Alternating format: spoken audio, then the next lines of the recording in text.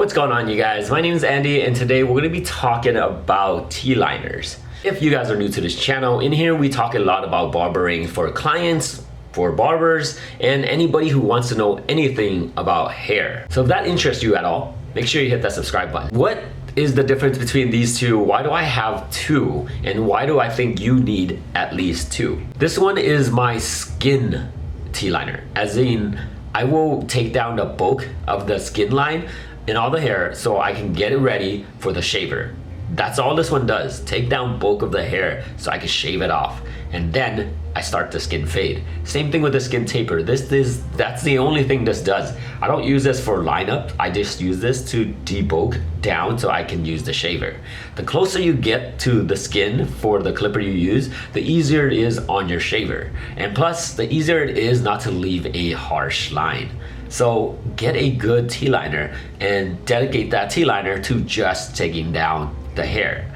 Shaving it is hard in terms of if you make a line with a shaver, it's one of the hardest lines to get rid of because you have to go back and forth, this and the shape, not this. This and the shaver, this and the shaver, just to get rid of that line. And if you made more mistakes, you can end up really high fade and you might not want that. So this is something I would want to invest. Babyliss Pro, this is the one I use for taking down bulk. You see this is an Andis T Liner. It might look different than yours because I cut off the top part. And why did I cut off the top part? It's kind of, you know, it looks funky now, right? But there's a reason. It keeps the T-liner cooler, and plus it gets around places that, let's say the case, the chassis was there and it wouldn't fit because it just covers up most of the clipper.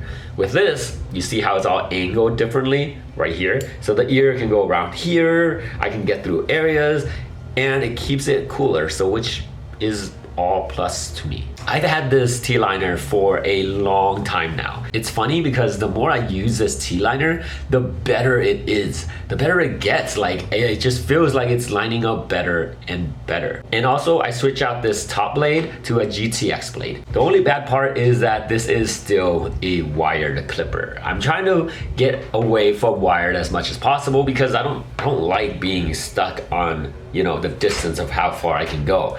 I wish this was a wireless one. I know they do make one that are wireless, but I don't think that it's good enough. It's not like this, and I just need to find something that can replace this.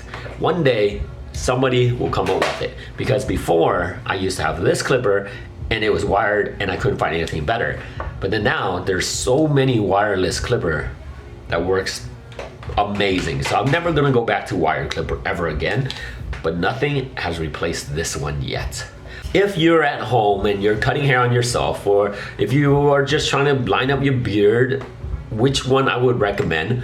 Honestly, wireless is the way to go because you just don't need to plug it in. It's the best. But this one does cost more than this one, and it kind of just depends on your price, because this one, even though I say it's not great for lineup, I think for your home it's better use because one, it's wireless, two, it's easy to use.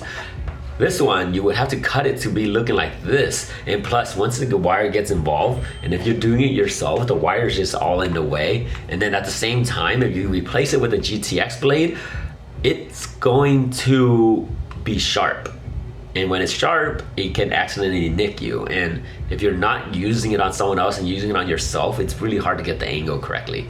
This one, you're pretty much covered. This is fine. Oh yeah, and one more thing. If you get a T-liner, please zero gap it. You want to have a nice crispy lineup, and you want to give people a nice crispy lineup. So gap your T-liner.